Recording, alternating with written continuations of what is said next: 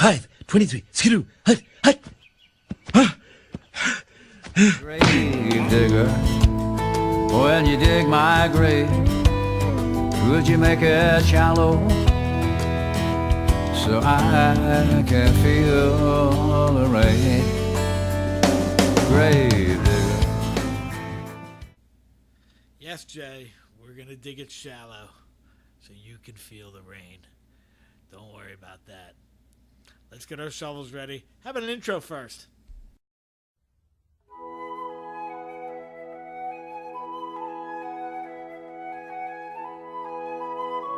This guy sucks.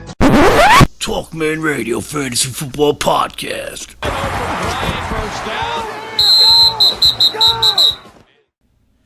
So this guy was retired. He hasn't had any coaching except probably a voice coach. He was dead and buried. And I'm sure Chicago was pretty thankful for that. But then Miami came around. They had to exhume him and bring him into camp. So I saw Miami sign this guy, and I'm like, did you see that jerk? You gotta love that.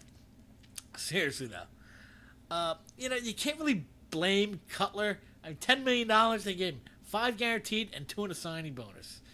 But this guy sucks. And I have 3 reasons why this guy will absolutely destroy the Dolphins this year. Let's get to it. Okay, reason number 1, this guy throws some of the worst picks I've ever seen. He makes such bad decisions. Late in the game, middle of the game, beginning of the game, it doesn't matter. He just makes bad decisions. Multiple picks per game. It's horrible. Here, let's take a look. Olsen flanked out now. They'll put Woodson on him. Cutler out of the pocket. Yes, to get it away and right over the middle. It's Johnny Jolly with the intercept. 3rd and 8. Pressure again. Cutler throws and it's picked off. That's 1st and 10 Bears at their 37. Cutler back to throw as time. Off the right side. Intercepted Woodson. In the slot right side. And 3rd down and 5. Snap to Cutler. Looks. Hit as he throws. Intercepted. Intercepted. Did you see that shit? Come on. One of those is a fucking defensive lineman. Oh, this guy sucks. And the Packers defense isn't even that good. Over the time he's been there, yeah, they won a Super Bowl, but the defense at best was pretty good. It was never elite or great. And now, for this year, he's going to go against Belichick twice. Yeah, let's see how many picks he throws in those games. Okay, point number 2. He's getting older. And he's getting injury prone. Shit, he is injury prone. He played 5 games last year. And that's it. And then he rehabbed after his 5 games and then retired. It wasn't like, oh, well, I got hurt and then I got ready for the next season. No. You know what he said? And I'm going to go home and spend my whole life. Okay, so the big point is he is injury prone now. So let's take a look at that. So here are the stats. 2009 was the last time he played a full season. 2010, 15, then 10, 15, 11, 15, 15, and then he broke down last year at 5. Now, if you were looking at this as a chart and he was a stock, that would be pointing down. Who's buying that? Miami is, obviously. But why? And why are you giving him $10 million? So you bring in this guy in. He's not going to play 16 games. You're pretty sure of that. I give him 8. He'll probably be out in 2.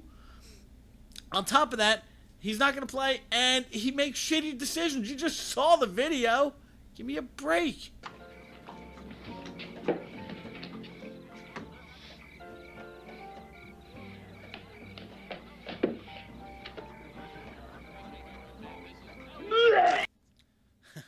So, my last point on him is he's not a winner. He does not win you games. His overall record with the Bears was 51-51. He had a 1-1 playoff record. He beat Seattle, and then they went to the NFC Championship game and played Green Bay. And that was kind of a harbinger of things to come. That was pretty early. I think it was 2010 when Green Bay won. He got hurt. His thumbnail got hurt or something like that. And then, I'm done. NFC Championship game, just another game. I'm going to sit over here. Somebody grab me a beer and popcorn, maybe a hot dog. I'm going to sit here and watch this game. And he didn't go back in. And weren't the fans screaming? Didn't they go nuts? What are you doing? You made it all the way here and you're sitting out? Come on. And I think that just set the tone for him in Chicago, and that was bad. So those are my 3 points. One other thing to consider, what about Matt Moore now? He was the backup. He played there. He's been there since Gates. He's been there longer than Gates has been there. So he's learning the system. He's probably got it down by now, maybe. But you're the backup. The quarterback goes down. Okay, I'm going in. Whoa. You sit right there, buddy. We're going to bring this guy in, and he's going to start. You just keep sitting. I mean, really? That's got to create some kind of schism in the locker room, especially veterans in that Miami locker room that know Jay Cutler. Like, this guy stinks, and now he's coming here. Ugh. So that's not good for team chemistry right there. Not saying that's happened, but I got a funny feeling it might be creeping up. And it's going to creep up a little more if he comes in week 1 and starts throwing those, well, you just saw him in the clips, starts throwing passes like that. Where's Matt Moore at? Why don't we get him in there? Yeah, I think it's a good idea. Yeah, this is not good for chemistry. This is not good on a few different reasons, on top of the reasons I've already mentioned. Let's talk about karma for a second. Tell me this isn't the cosmos coming back around. Now, remember the championship season? I'm sure Chicago does. Their record was 15-1. Where'd the 1 come from? Well, it came from Miami on Monday night. Why did it come? Because Miami had a quarterback who just got the ball out so quick they couldn't handle it, and they beat them. I forget what the score was. But tell me that Chicago is going to be sitting there laughing their balls off every time the Miami game starts. They're going to be watching those games every week. Chicago Bears are on, then we're going to watch Miami. We got to see what this guy does for this team. Oh, sweet karma. So, let's look at this from a fantasy football perspective. Personally, I'm not going to draft him. If you do, that's up to you. But let's just run a quick scenario. Let's say you are in the first round of the playoffs. You have 3 quarterbacks on your team. You have your starter, you have Jay Cutler, and you have another guy behind Jay Cutler who put up pretty much the same stats as Jay Cutler this year.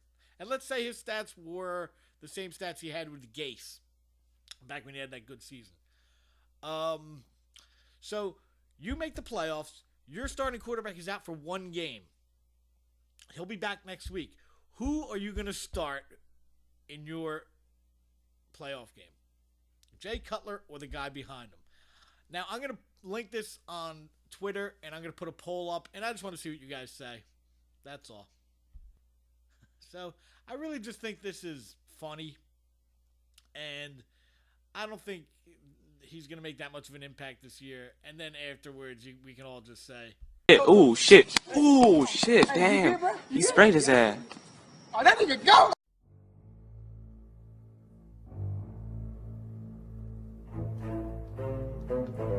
Hey, thank you for listening. Don't forget to follow TalkMan Radio on Facebook and Twitter, and kill that like button and subscribe to my channel. And don't forget, everyone's team sucks but mine.